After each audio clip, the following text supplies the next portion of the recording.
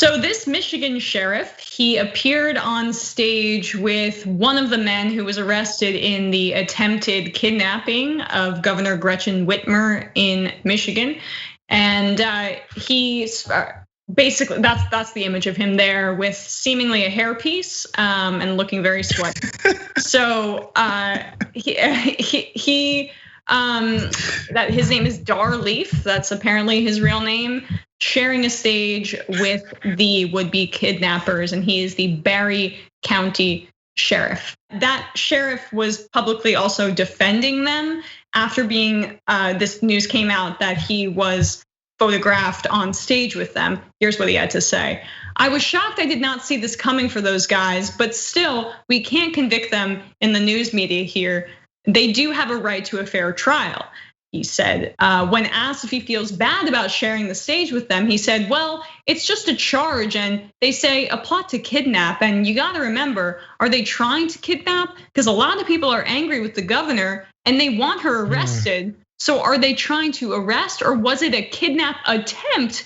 Because you can still in Michigan, if it's a felony, you can make a felony arrest. So I have to look at it from that angle, and I'm hoping that's more what it is." So according to the FBI report, though, it was a plot to kidnap. That, though, is a sheriff in Michigan excusing away the terrorist plot by a right-wing terrorist organization, a militia, to kidnap the governor that he reportedly serves. I mean, he should be fired immediately, but this is what the FBI classified it as. They are also law enforcement, and I think they have more authority on this particular matter to speak. The United States, including the FBI, is investigating a conspiracy theory to kidnap the governor of Michigan. 18 USC and 1201C makes it a felony to conspire to kidnap or abduct any person and hold that person for ransom. The Free Press elaborated on that FBI report, saying the group met for field exercises and training this year and conducted surveillance of the governor's vacation home on at least 2 occasions in late August and September, the affidavit alleges. They also purchased a high voltage taser and night goggles in the use for the kidnapping plot. According to court records, members of the plot said they wanted to complete the kidnapping before November 3rd, the November 3rd election, according to the affidavit. So political motivation there, taser, going to her vacation home, stalking her, night goggles. That doesn't sound like a citizen's arrest for me. And by the way, a citizen's arrest of what? Terrorism means there's a political motivation. But lastly, people are now calling for the resignation of the sheriff, obviously. What I am suggesting is his actions and his words embolden people who would attempt to do such things. I don't want to paint Dar as a villain. I just think he has done and said things that make him unqualified for the position and put the safety and well-being of Barry County at risk. And that's why I'm calling for his resignation, said a resident of that county, which I would completely agree with.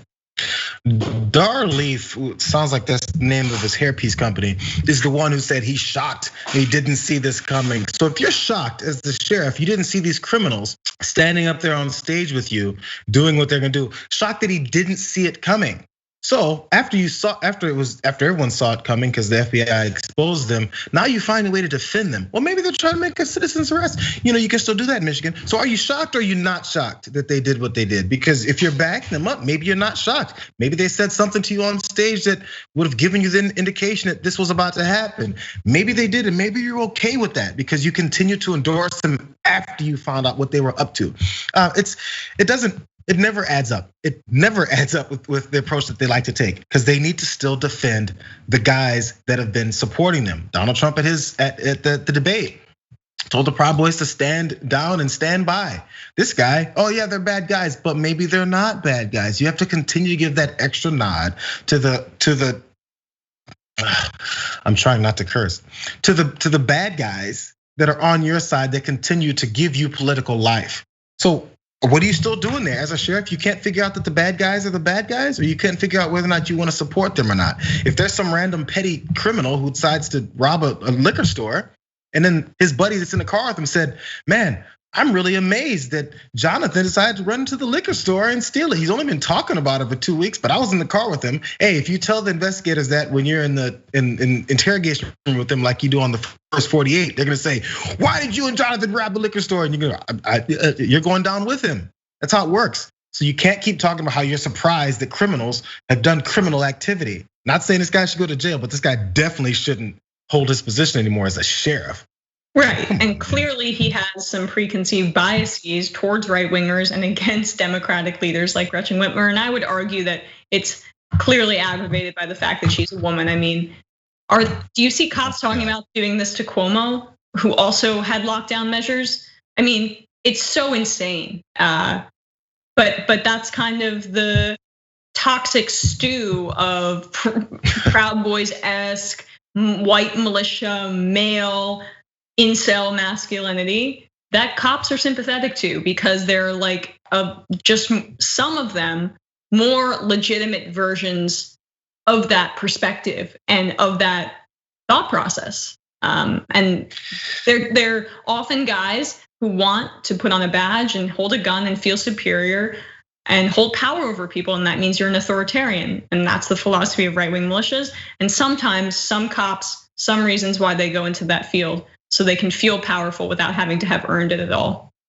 I'm so disappointed that I didn't think about the Gretchen Whitmer versus a Cuomo kidnapping plot. There's no way that's such a good point. There's no way that they'd be thinking about kidnapping, or the first person they think about kidnapping is a guy that's the governor of a state. No way, because that's not enticing enough to them. They had this image of kidnapping Gretchen Whitmer because, and then we can tie her up. And then we can do this. What if we put tape in her mouth like we watch in our movies? Like this is a fantasy plot to carry out, not only just to have their triggers of civil war and we're the Proud Boys on the side of Donald Trump. It's also to gratify their hatred towards women. It's just it checks all the boxes. Thanks for watching the Young Turks. Really appreciate it. Another way to show support is through YouTube memberships. You'll get to interact with us more. There's live chat emojis, badges. You've got emojis of me, Anna, John, Jayar. So those are super fun. But you also get playback of our exclusive member-only shows and specials right after they air. So all of that, all you gotta do is click that join button right underneath the video. Thank you.